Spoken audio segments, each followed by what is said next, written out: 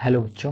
Let's read this question. So this question says, according to Bohr's model of hydrogen atom, option A, the linear velocity of the electron is quantized. Option B, the angular velocity of the electron is quantized. Option C, the linear momentum of the electron is quantized.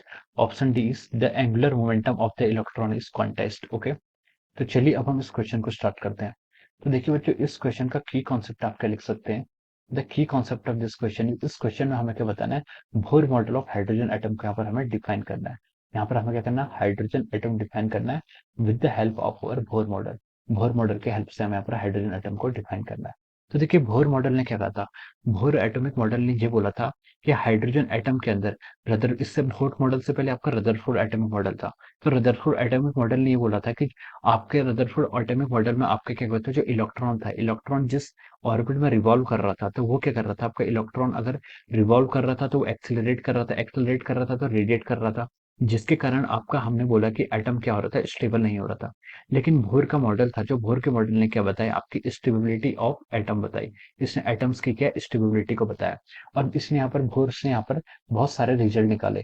और Bohr model का जो main postulate था वो ये था कि only those orbits are allowed, only those orbits allowed in which the angular momentum, जिसमें जो आपका एंगुलर मोमेंटम होगा, it is an integral multiple of our H cross by H by two पाई।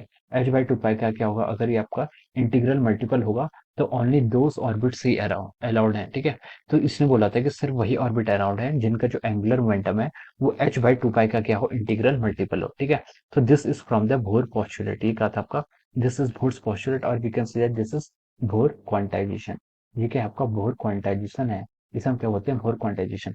तो बोर ने जो अपना क्वांटाइजेशन दिया था वो किसके लिए दिया था, एंगुलर मोमेंटम के लिए। ठीक है, तो ये आपका सबसे इंपॉर्टेंट प्रॉपर्टी थी बोर्स मॉडल की for the hydrogen atom. Hydrogen atom के लिए हम बोल सकते हैं कि वही ऑर्बिट्स अलाउड हैं जिनका जो आपका एंगुलर मोमेंटम होगा वो एच बाई टू पाई का क्या हो, इंटीग्रल मल्टीपल हो।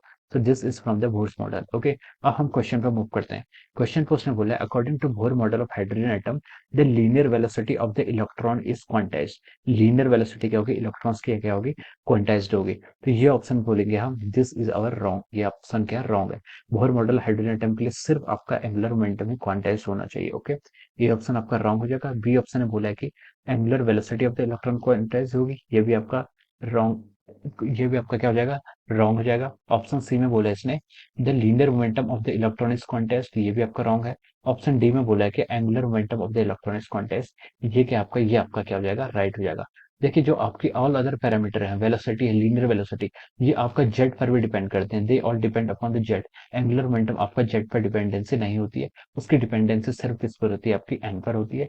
और ये बेसिक प्रिंसिपल को यूज करके ही, ये बेसिक प्रिंसिपल को यूज करके बोर्स ने अपना ये पोस्टुलेट दिया था कि एंगुलर मोमेंटम आपका क्या होना चाहिए, क्वांटाइज्ड होना चाहिए। ओके, तो क्वांटाइजेशन का जो प्रिंसिपल था वो आपका बोर मॉडल के थ्रू आया था। ओके, तो हम यहाँ से बोल सकते हैं कि इस क्वेश्चन के करस्पॉन्डिंग जो आपका राइट आंसर होगा वो क्या होगा, आपका option D is the right answer of this question.